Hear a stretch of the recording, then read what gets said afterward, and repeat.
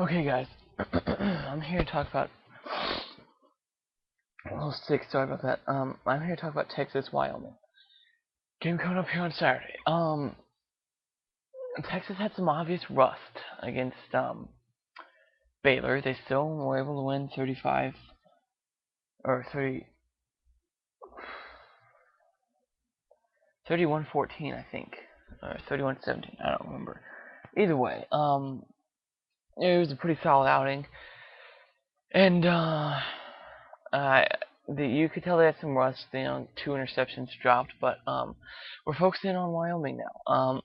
Wyoming's a team who put up a pretty good fight with us last year. The first half, um, really looked like they studied. They really locked down Texas receivers, or Shipley, I should say. James Kirkendall, I think, had like 11 catches in that game or something. So he was definitely a guy that had to step up this week. Against Wyoming, I really don't see that sort of thing happening.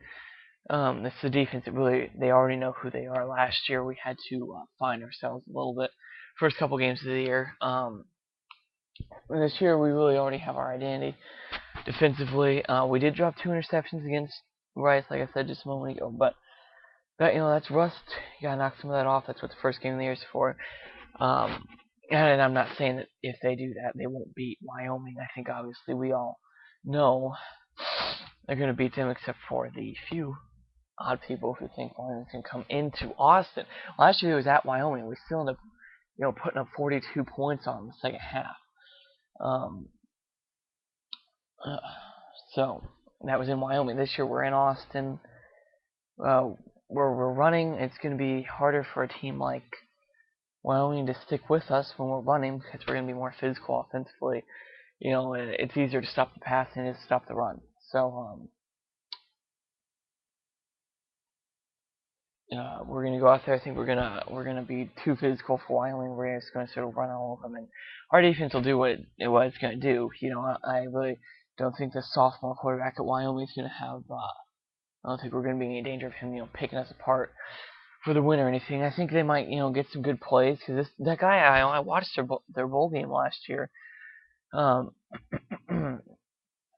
he's a fairly solid quarterback. I was watching and I saw him make some pretty very headsy, intelligent passes and plays. Not only with his arm but with his feet too on a couple of occasions. So he's a pretty headsy guy. He might, in the first quarter, they might have a drive or something where he really puts together a nice drive, goes down and gets a field goal or maybe a touchdown even. But I obviously don't think that Wyoming's going to take down Texas.